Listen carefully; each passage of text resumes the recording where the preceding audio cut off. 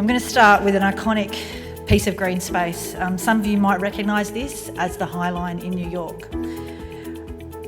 I just want us to stop for a minute and think. Often green infrastructure and water sensitive urban design projects are stopped because they're seen as an add-on cost. They're the first thing to be cut from a project. But I can tell you now, this project, the High Line, created so much economic development for New York. It was once an industrial suburb that had, it was a bit of, I suppose, the indie suburb. It was the old meatworks section of the city. The railway ran along it, and it runs at about 2 stories high throughout the city. And it was a piece of land that was actually used by the community as a recreational space, but not formally. And now it has been turned to an absolutely iconic piece of green space that is really just rivaling many throughout the world. But it's fantastic, and it has brought the amount of development and housing that is now being created around that space, because people want to be near that space. They want to live near it, they want to work near it, and it has absolutely transformed that section of the city. So the challenges, I won't go over the challenges because I think fairly covered off really, really well. So this is great, saving me some time. But I also wanted to, she spoke about the urban infill target. We also have a target for 20% increase in urban green cover. So that's the thing that I wanted to talk about today, and just see how are we going with that target. So it's funny that the Adelaide Oval featured in a couple of slides. It was featured in Tony's. It's featuring in mine. And so if you have a look at that there, that's just under 2 hectares of green space in Adelaide Oval.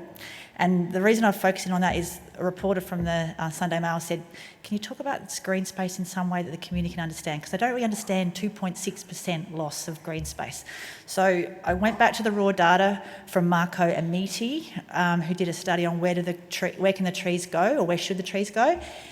And it equates to, over the years 2013 to 2017, we lost 150 Adelaide ovals per annum in urban green cover. So that's not canopy cover, it is urban green cover. So that could be grass, that could be shrubs, that could be trees, but it's still a lot. So in terms of our target of 20% increase in urban canopy cover, we're going backwards at the moment. But we are going to show you how we can reverse it. But it's going to take effort, and it's going to take policy, and it's going to take solutions at scales, at the household scale, lot scale, small development scale, large, streetscape, precinct. It has to be done at all scales. So everyone is part of the solution. So I just wanted to show that in perspective. So that's the 150 Adelaide ovals. The area that it's taken over is from up to Gawler down through to Onkaparinga. So Gawler Council through Adelaide Hills Council down to the city of Onkaparinga. Pardon? Per year. 2013 to 2017, it was per year on average.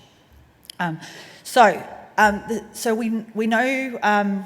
You may have seen out in the foyer there's some exhibitors that are showing you land surface temperature mapping, so you can go, hopefully they've got your suburb covered. I know Resilient East are here showing, you can zoom in, have a look at your suburb, see how hot it is. The CRC for Water Sensitive Cities, who I work for in a part-time capacity, also they've generated a model that can actually classify the urban heat in extreme heat days of different surfaces. And I'm just going to take you through a couple of things from a space that we looked at. And the model has done a very close representation of the aerial flyovers that you can see out in the foyer. If you have a chat to Tim Kelly, go and tap him on the shoulder and have a chat and see if your area's there. But basically, the model has replicated closely what's happened with the flyovers, but you can look at a well-shaded verge is about 42 degrees on an extreme heat day. A playground on unirrigated grass is about 57 degrees. A verge with no trees or vegetation is about the same. And an irrigated reserve is about 37 degrees. So I'm just sort of setting the scene there so you can sort of see the differentials of how these irrigated, non-irrigated, tree-covered spaces perform from an urban heat. And this is land surface temperature. This isn't the ambient temperature that you and I feel. It's the surface. And I'll talk a bit more about the progressions in that that modelling later. So what we did was we took a typical Adelaide infill suburb and we said, okay, we could keep building the way we're doing in those typologies that Fairley showed you, that business as usual, 90% impervious type development, or we could think of a different built form that could have less site coverage. We could get as many people in the same space if we think about building differently.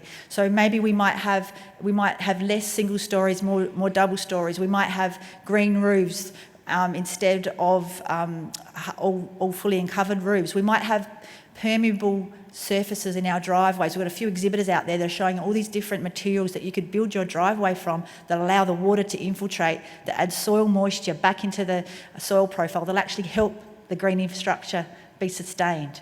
At the moment, some of these trees are struggling because there just isn't any moisture in the soil. Okay, I'm getting the wind up soon. Okay, so the model looked at, if you look at the images here, we've got a certain part of the suburb now, what it will look like under this business as usual model, and what it will look like in the alternative future. So we've got these 3 different scenarios that we looked at. We also looked at different streets. So the business as usual, the area that we looked at did have a tree planting program. So we've modelled, to be fair, we've modelled the loss, the increase in infill and the loss of canopy there, but we've also acknowledged that they have got a planting program. Then we've looked at this water sensitive cities approach, which looks at extra trees to get more tree covers, but also, like Tony said, taking water to those trees. And we know we can get an 80% larger canopy if we can get alternate water. That could be an alternative water, that could be passive infiltration. You'll hear more about that from Tim Johnson later. But if we can get water to these trees, they're actually going to reach their canopy potential. So we could potentially plant less trees if we actually got a decent, sustainable water supply to them. What we found was, in our test case area, we had a 1.5% increase in canopy cover if we planted extra tree every lot, but we lost 0.5% in that area from the urban infill, but we gained 2 for the trees, so overall the net increase was 1.5. But if we looked at the new building typologies, we planted extra trees and we got irrigation to those trees, we could achieve a 6.7% increase in canopy. So that's looking at only streetscape and lot scale solutions. So that's getting a tree in your verge and a tree just inside the property near the front of the property, because that's pretty much the only place, if at all, we're able to fit them in these days. So we looked at, they're the 2 scenarios that we've looked at. We then ran the heat model that I showed you earlier over it. So I'm going to flick through these. It's going to be like a bit of a, you know, when you're a kid and you get those little books and you flick it and you see the picture change. I'm going to show you what this looks like. So this is existing. So you think the blue on the end is kind of water and the 62 degrees on the end is the roof, and everything's the scale in between. So this cross-section of the suburb, if you just watch the little square, you can see the business as usual. Gets a bit cooler, and then if we get the scenario 2, we're seeing more green spaces appear, and we're cooling down because we put a lot of extra trees along cycle routes, bike routes and main roads, and basically the walkable areas, so making the suburb more walkable. So just to wrap up, how long have I got? A minute? So the 3 things we have to do. Lot scale, this is 10-year-old development. So only 10 years ago, we were actually getting decent spaces in the front of that's actually a 1 into 5 development. You can't see the rest of the development below it, but we actually were getting decent green space in. We need to have space outside of our living areas that are green so the prevailing winds can cool down the house, and irrigate with alternative water if you can. This streetscape is at Lightsview. It has an irrigated water supply. If you look at the May 2015 photo and the other photo was November 16, that was only, 15 months apart. The reason they look like that is they've got an alternative water supply to them and they're watered a lot. And that's what we're going to, if we want canopy, we need to keep things watered to the environment. This is, again, same development, big boulevard, green. That wouldn't stay like that if it wasn't irrigated. And this is irrigated with alternative stormwater from Salisbury Water. And this is integrating our stormwater and our green spaces together. It's actually a detention basin. It doesn't really look like one because it's well designed and well integrated. That's doing multiple functions. So we need our green spaces to deliver those multiple functions. And then just finally, and this is a bit of a call to action, that Highline project was basically came from grassroots. It was going to be disused and wasn't going to be used for a recreational park, but the community the community spoke, and they spoke loud. They had a few celebrities on their side as well, which didn't hurt their campaign at all. But basically, I just don't want you to underestimate the ability of the community to influence getting green space back into our city. Thank you.